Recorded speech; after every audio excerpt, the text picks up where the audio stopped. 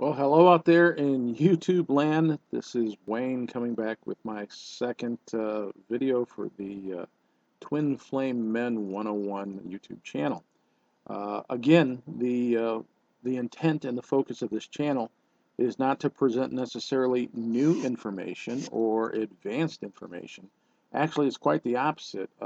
There's a lot of stuff out there that can be a little overwhelming, a little confusing, and so I kind of want to break it down into plain talk for hopefully those that are feeling a little overwhelmed, a little new, and ideally the awakening masculines. You know, coming from a background, kind of a guy's guy, I've done, guy stuff. So, not going to try to talk over anyone's heads. We're just going to break it down, keep it real here.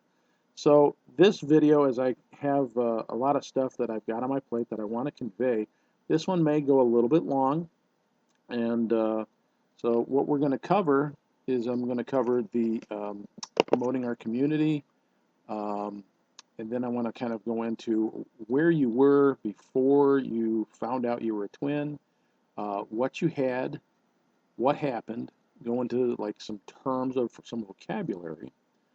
I'm going to have a lesson number 2 for the collective, and if this doesn't go too long, just because I'd rather talk than type, I want to answer the questions from the first video that we put out. So let me review here. I want to promote the community because this is really kind of where we're directing people.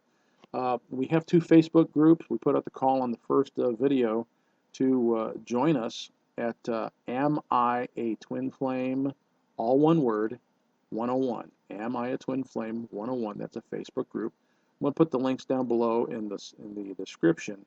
And this is intended if you're going through your exploration and you're learning and things are a little bit overwhelming and you want to get into the basics, or ideally, this is for the awakening masculines.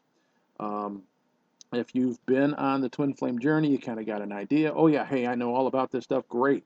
Come on over. We got another group that's a little bit more your speed. It's a little bit more advanced. That's a much larger section of the collective. And by the way, we're interlocked.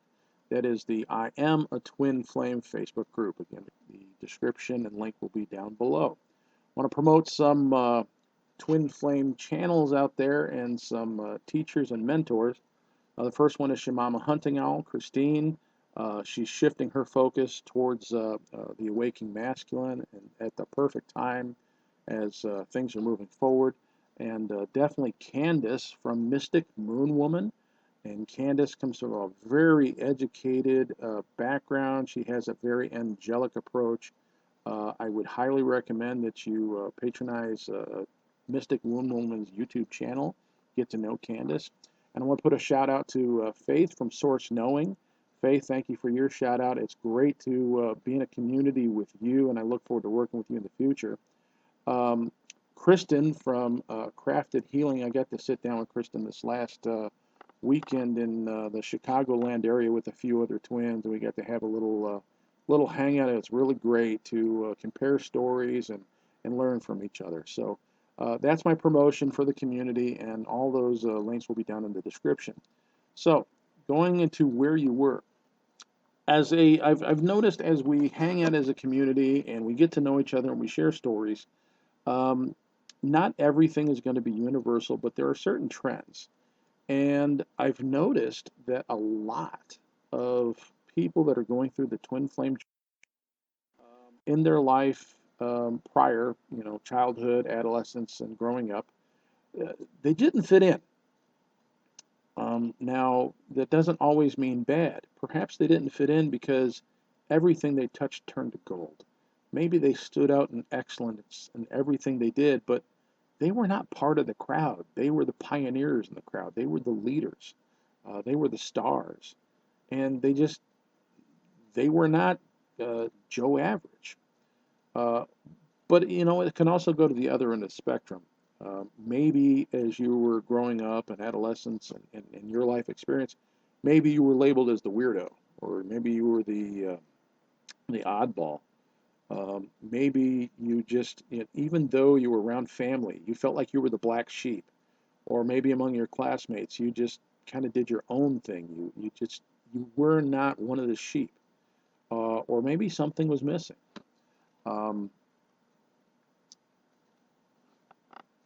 Now, I want to cover my experience, which is usually the typical twin flame experience, but there are a couple other experiences that I'm not going to cover here, and I do want to put out a call to those that this applies to. Uh, Please leave me a comment, send me an email, let me know if this applies to you. We'd like to kind of get your story out of your journey, and that is people that know they're a twin flame, but maybe they don't know who their twin or their partner is yet, but somehow you know it. And then there's another group where they know they're a twin, and they know who their other twin is, but they haven't met physically yet. I do not fall into either one of these categories. I fall into what I consider the standard category as um, you meet your twin and you figure out, wow, what is this? You know, at some point, it kind of rocks your world. So that's where I'm coming from. Now, what you had, um, there's no set path that everyone goes through, but there are definitely going to be similar characteristics. Um, I found out the twin flame journey after I'd had nearly 3 years with the most wonderful woman in my eyes, and basically my perfect match. Um, and I came across this email. Again, the link will be down below, and it talked about the stages of twin flame union. And when I read that, it's like, that's really what I'm experiencing. So I'm gonna put that down there as a resource for you. Also, I'm going to put down there a resource of another video that talks about the 34 signs of a twin flame. I particularly have 33 of the 34. Uh, this is not going to be the litmus test for everyone. I've talked to a lot of people. They have half of those or less. So do not take that as gospel that that's going to be your experience. But there's a lot of people that are going, am I a twin? Am I a twin? You know, you're going to have to figure that out on your own. So one of the things that I would have to say that usually is that you know. You just know. Sometimes you can't explain it, but there's this sense of knowing this is the one. This is my other half. This person is made for me. Um, One of the circumstances that definitely indicated that for me in my experience um, is it's often said that when you meet your twin, most people report that at first sight, there's like this electricity that goes through you. It's like, where have you been all my life? That was not the case for me. When I met my twin, we actually met online, and then we met in person. She wouldn't actually look me in the eye. She's younger than me, and I picked her up, and she wouldn't look at me. And we went and we had coffee and soup at a Denny's, and had a really nice connection going. There was a lot of potential there, but she still wouldn't look me in the eye. So that whole knowing at first sight did not apply. At the end of that date, I took her to a park, and we had our first kiss. Now, for her, it was her first kiss. I had a few years on her. I've kissed a lot more women, and so I kind of thought that I'm going to teach this young girl a thing or two.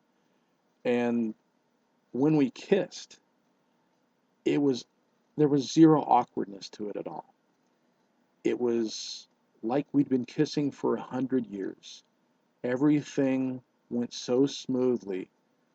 It baffled me when I thought I was going to be, the teacher. This was going to be the student. That everything was perfect with her. And then I had this feeling um, that while I was kissing her, going, why does this feel like my first kiss? It blew my mind. But I wanted to put that out there that there is a sense of knowing, and usually one of the signs is that either at first sight or first kiss, it's like magic. As you are usually in your twin flame, getting to know each other, your relationship, your attachment phase, things tend to go very open and very easy. Things flow. Nothing is forced. Um, you tend to live in the moment, living in the present, Now, a lot of my life, I would always heard people talking about living in the moment, and to be perfectly honest, I kind of thought that was hippie talk. I was a very analytical person. I learned from my past. I learned patterns. I made assessments and judgments, and then I had plans of what I wanted for my future. Living in the moment was one of those foo-foo things that I really didn't understand at the time. But I will tell you that when you're with your twin, you're totally in the moment, and everything else doesn't matter. What happened yesterday is just warmth, but it's what's happening at that moment that just everything is heaven. You don't worry so much about tomorrow. Um, there's also a very common thing of being very honest. Maybe you are more honest and open with this person than you've ever been with anybody else in your life. You can't explain it. It's just how you open up to them and how they open up to you. Um, it's amazing. Another thing is that there's total acceptance. It doesn't really matter what they've said or what they've done. It's okay, you know, and they accept you. And this is so unusual for most people in this cold, isolated world where people are looking out for themselves and everyone's running the rat race. To have total acceptance and honesty and living in the moment, it's really kind of unusual. And when you experience it, it's kind of mind-boggling. Um, Also, that there is a lot of bliss and a lot of intensity. Um, Physically, usually this is a romantic type of thing, and there's no way to dance around it. When there's sex involved, I will tell you that twin flame sex is the best sex in the world. There is no comparison with any other partner you've ever had. It just naturally is the best ever. We'll get into why in a minute here. Mentally, everything clicks because you match. You're like on a similar level with this person. Doesn't matter what your education or what your background, click. You know, you can almost you understand their thinking, they understand your thinking. There is no conflict, there's no struggle there. Emotionally, again, there's another connection that is it's just, again, it's not forced, it just flows. um, and then I want to introduce another thing that we'll get into a little bit more later, is spiritually. As we start exploring the whole twin flame thing, again, hopefully this is targeted for the awakened masculines, you have to accept there's something more to this than any other quote unquote relationship you've had.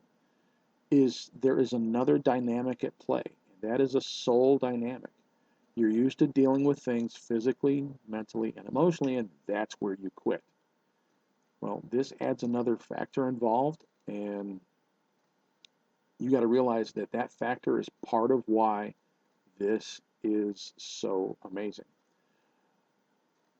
This also has something that is like unlike any other connection in your life. And there's one word that I found sharing experiences with other twins and getting to know everyone's stories. There is one word that sums everything up. Your twin, your partner, is home. You have never felt more at home than you felt when you're with your twin. I can't emphasize that enough. Everything else you've ever felt in your life pales compared to when you're with them. I will also explain that there is one other thing that I noticed is there is a temptation to leave everything else in your life behind.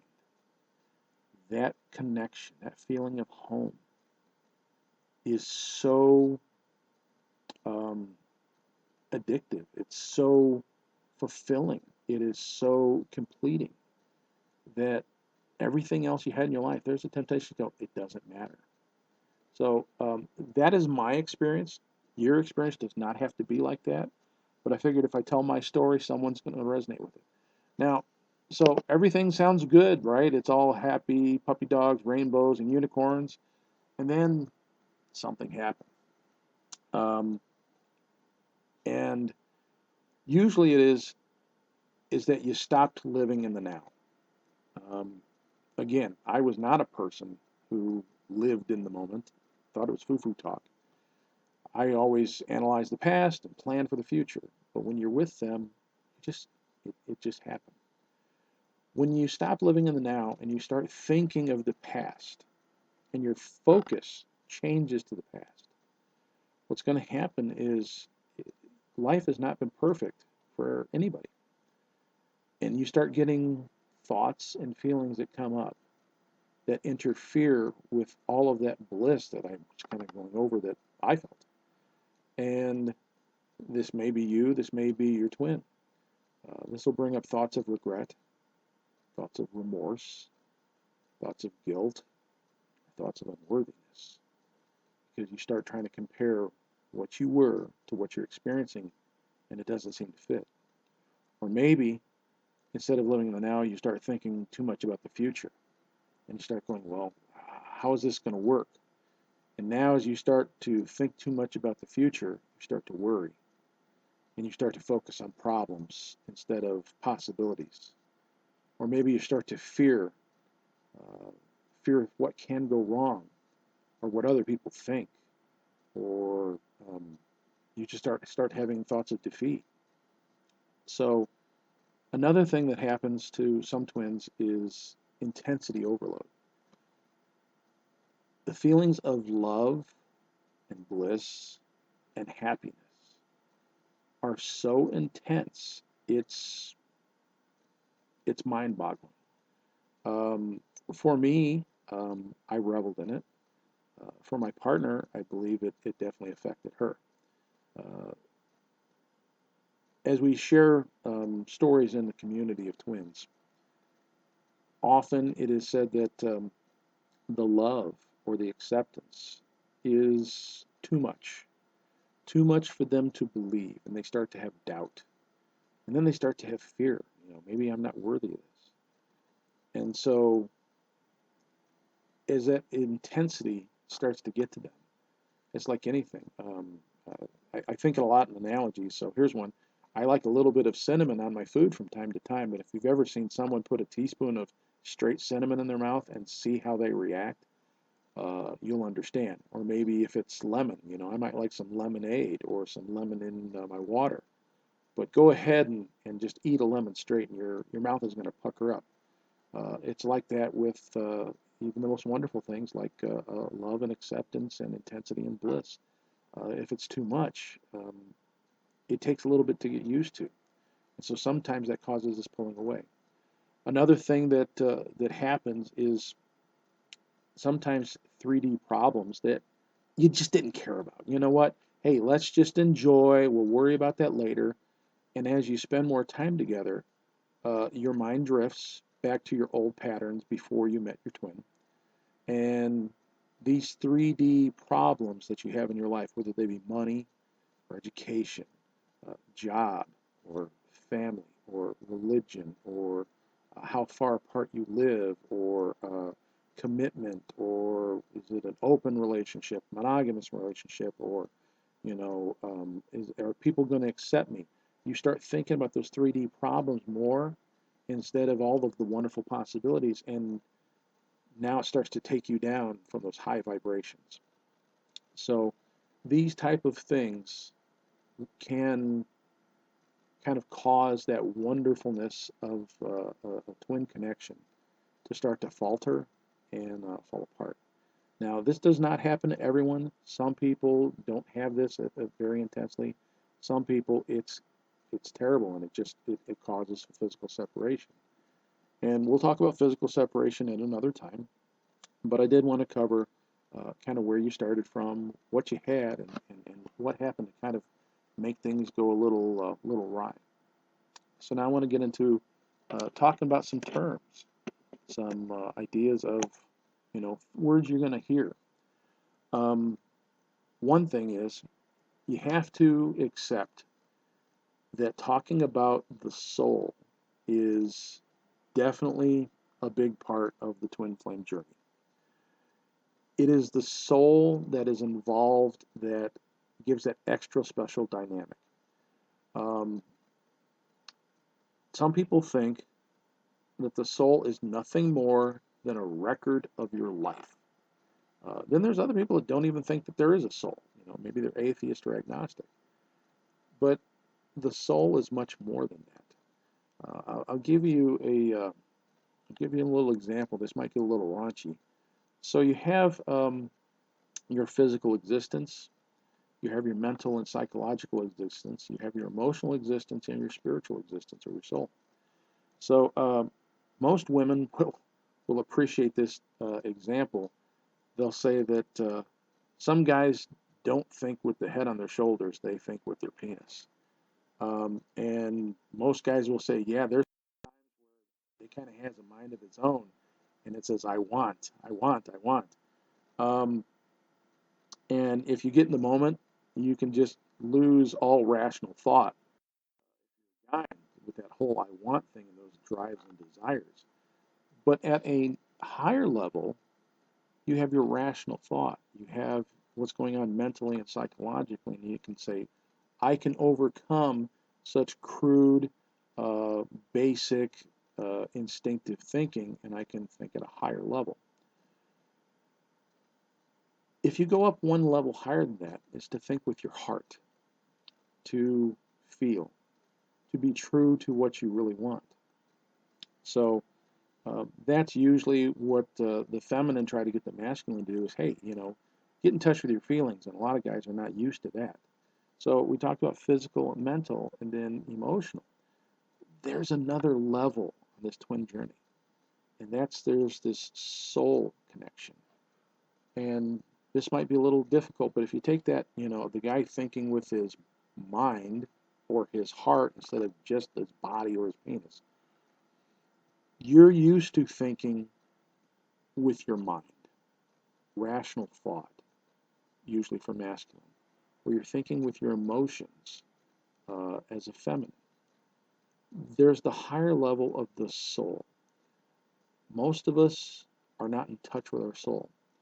This soul connection, your soul is not just a record. It is actually the next level of consciousness above your thoughts and your emotions. This is going to explain why a lot of things for the twin dynamic does not always fit normal relationship rules. So I did want to throw that out there. You gotta accept that the soul is involved in this. You're also going to hear a lot of talk about reincarnation. I'm not going to be a proponent for or against reincarnation.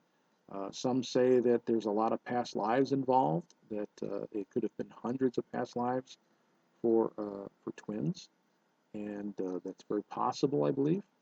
And then some say no, sometimes it could just be this one time only. But you're going to come across that, and so if you're not accustomed to reincarnation, that's going to be part of this.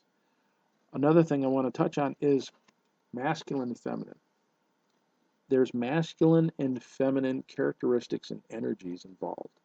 When we say energies, we're talking like on the soul level, or characteristics of your personality and your emotions and your thoughts. You can have a female have masculine energy. She's outgoing, she's aggressive, she gets things done. She's more about responsibilities of, taking care of stuff. And a male could be feminine. Not to say he's a little twinky, but he could be feminine as in he's more thinking with his heart, he's more caring, he's more empathetic, he's more nurturing. Again, that does not make him less of a man. Generally, women are feminine, men are masculine. But that's not always the case because sometimes in the dynamic, um, you can switch quote unquote energies. And that sets up a lot. And you got to realize that as we start talking about things. And one of the icons that I have for this channel is the yin yang symbol. And that is a good example of masculine and feminine. So do realize that we start talking about masculine and feminine. It does not always mean the gender male and female. Usually it does, sometimes not. There's also something you're going to hear about runner and chaser. Um, Generally, you don't want to talk about runner and chaser a lot, and because we do not want to put that vibration out there, we don't want to keep saying, oh, they're the runner, because what you start talking about, what you start thinking and focusing on, has a tendency to tends to be self-fulfilling or manifesting. So, but we say this because we just need to identify, hey, what's really happening, and that someone pulls away from the relationship. We tend to call that as a runner, and then the other person goes, wait, this is too good, come back. That's the chaser. But we try not to focus on those terms, but you're going to be hearing that a lot. Another thing is that there's usually a stage of denial. In the early stage when everything's going great, the stuff I said before is totally applicable. But if you get to a point where there's physical separation, one or both people may deny all of those other characteristics that was very evident at that point. So there could be some denial in it. You're also going to hear talk of karmic partners, soulmates, and twin flames. Well, what's the difference? The easiest way to say it is a karmic partner is someone you have a soul debt with. You have to pay off karmic lessons. Maybe you need to have something bad happen to you, or maybe you need to work off something bad that you did, and that's a karmic partner. A soulmate, there's a lot of soulmates in your life. And it doesn't always have to be romantic or sexual. A soulmate could be brother, sister, father, son. You have a lot of soulmates. And as far as when you are talking about relationship-wise, there's a lot of soulmate options out there for you. Some are going to be temporary, some are going to be long-term. Some people, that are not twin flames can have soulmates that last for life. Soulmates can be a person that brings good lessons into your life or bad lessons into your life. And then, as I think I said in the first video, then there's the twin flame. And you only have one twin flame, at least in my opinion. There's only one for you. There's one perfect match for you, or twin soul. So there is going to be the talk about karmic partners, soulmates, and twin flames. As we start talking about things like souls and spirituality, we're going to talk about source, spirit, God, Allah, Yahweh, Krishna, Jehovah. I really don't care what your spiritual background is. That varies depending on where you are in the world and the culture you grew up in. What matters is that you do realize that there is a spiritual side to this, and that you acknowledge it, and it's going to be part of this journey. You need to get close to what you call God. Again, no judgment, but again, the name doesn't matter. Another thing is 3D and 5D. You're going to hear those terms. 3D is basically everything that's in the physical world. That's what you can have with your five senses. You can see, smell, hear, touch, taste. That's the 3D. That's what most people prior to twin flames are used to. Then you're going to start hearing talk of the 5D, the fifth dimension. We're talking souls, angels, higher self, heaven, stuff like that. That's the 5D. You're also going to hear the term higher selves.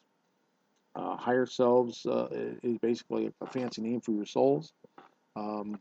I personally, I don't differentiate between a soul and a higher self. Then again, I'm not highly educated, haven't been on this journey long, but it is your etheric consciousness. Another thing is synchronicities. You're going to hear talk about synchronicities. Synchronicities are usually signs that you notice that mean something. Example, today's November the 11th, or 11/11. That is a big sign in the twin flame community. You see it on a clock, or 333. When you start seeing patterns of threes or four numbers in a row. 777. When you start seeing butterflies, dragonflies, crows, hummingbirds, these things seem to have a meaning. Um, Maybe when you think of your twin and there is a certain song that comes on that means something to you, it's like, wow, what are the odds of that? Or maybe you're out at a restaurant and you hear a key phrase someone saying that only your twin would say, like the one that my twin would say. She'd say, "I miss your face." So if someone ever says that, and when I'm thinking of my twin, that's like a sign that she's thinking of me, or that something needs my attention.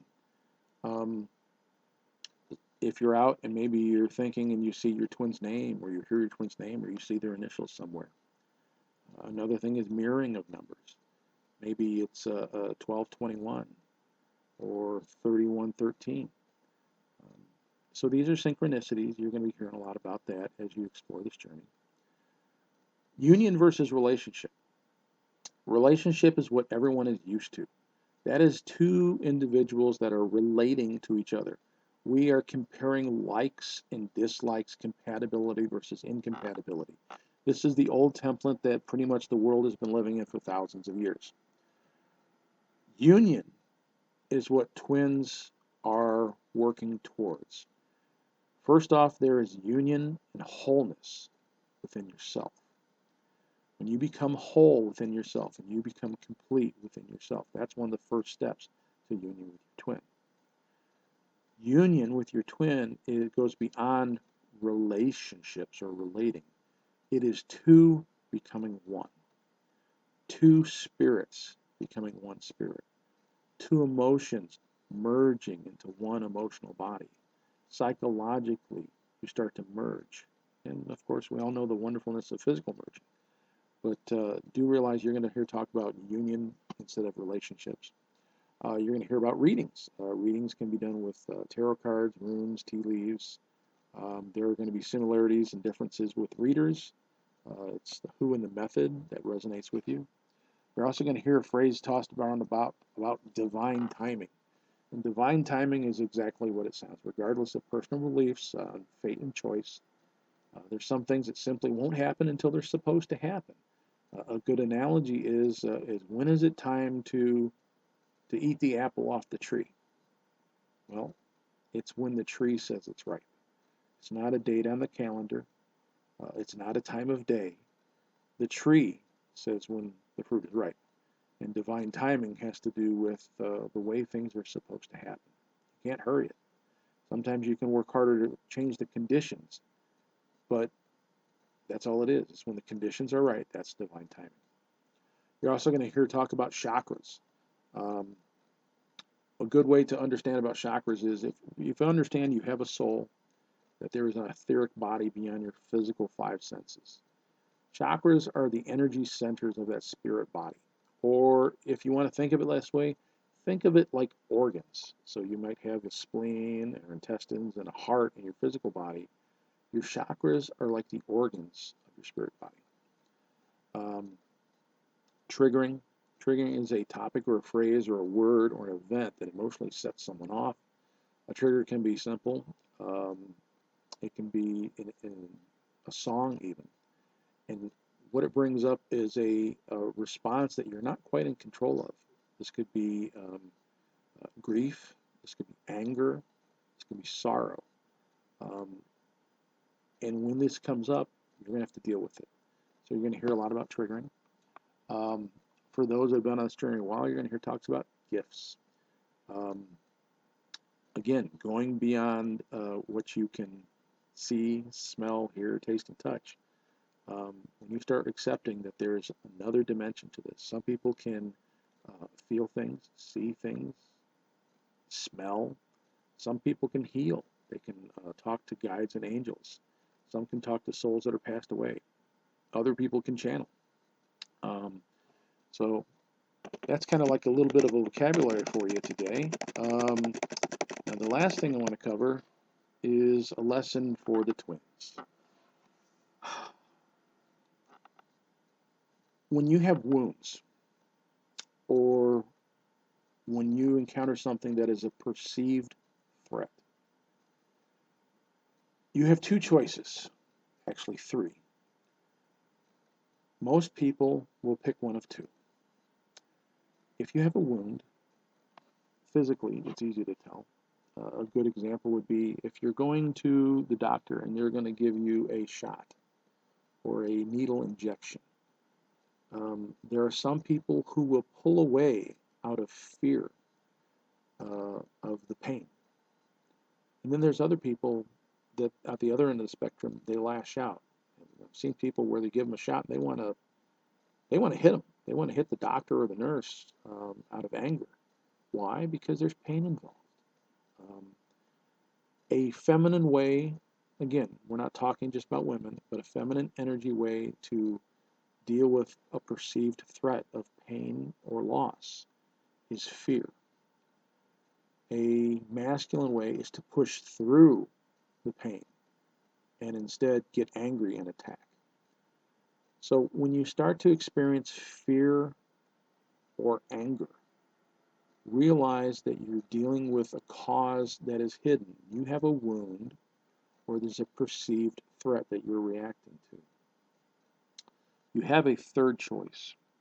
Your third choice is to not give in to fear or not get aggressive and become angry. Your third choice is to maintain balance and detachment. Going back to the analogy of getting a shot, you can just choose to ignore it. The pain is nothing but a signal. You can ignore it and just accept it for what it is and not react out of fear and not react out of anger. I'm probably a little bit older than at least half of the viewers here. There was a show on TV back in the 1970s called Kung Fu. David Carradine was the star of it. You probably know him from the movie Kill Bill 1 and 2. And in that show, his Shaolin monk masters would call him Grasshopper, and they teach him little lessons. And one is to not react in fear, and not to have aggression, and to be detached, and to not let events control you. But you still have the right to set boundaries. So that's my little lesson. When you start experiencing fear or anger, look at what your wounds are. Where is your perceived threat? What is the pain you're experiencing? You can ignore that. You can take control of that. So really quick here, I want to just kind of go over some of the comments from the first video because I didn't type in answers and just acknowledge the people. Hannah, thank you for your comment. Love you too. Master Lady Diamond, thank you. Love you too. Steve, yeah, I'm with you, buddy. We're definitely on the same journey together. Thank you for joining our community. Look forward to getting to know you better. Cassiopeia, thank you for your comment. And I do believe that we do have support for this message. Suzette, yeah, I did feel there was a need for a masculine to speak up. And there are other masculine people out there on YouTube talking about twin flames. I just wanted to break it down a little bit more plain talk. Angelina, thank you very much. Little Duck, yes, we did notice those synchronicities too. Ruby, yeah, as far as being a Muslim, as I said in my first one, I did not reject Christianity, but I added Islam to part of who I am. I do not follow any religion rigidly, but it added more to me as I was seeking God and the divine in my path of finding solutions to my life. In fact, I try to tell my Christian friends, if you would just look at the Quran a little differently, just call it the Book of Muhammad, and you might look at it a little bit differently. And I look forward to getting to know you more over time, Ruby. And Senam Yukul, I'm sure I'm mispronouncing it, and Sophia, it's great to have European representation. Twinspiration, thank you very much. We am trying to do it for the average Joe. Lise, thank you very much. He of the tribe, Got that right, buddy? Look forward to getting to know you more in our community. Kara, let me see here. Buddhist for 20 years, became a Christian, still born again. That's great. Spirituality. I'm totally with you there. Your question about your twin flame, person you thought your twin is gone, been gone for years, can't accept false twin. Well, all I can tell you, Kara, is that if I were in your shoes, I would get closer to God, and I ask for signs. I asked for signs on whether or not I should date, and any attempts that I made were blocked hard cold. I have no problems talking with women, but to me that was a sign that I am not supposed to be with anyone else. I'm supposed to be loyal. I'm supposed to be faithful to my twin. Kara, I would definitely clear and pray and meditate as I instructed in the first video, and get as close as you can to Source and God, and just ask and say, hey, show me signs. Am I supposed to be on my own? Am I supposed to be with someone else? And ask to be that brought to you and be made aware for you in signs. Peggy, great. Thank you for your comment.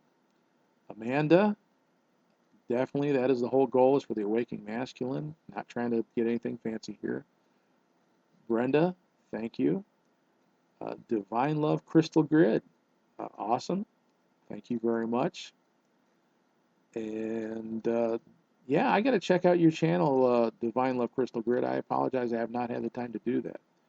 Nami Burger.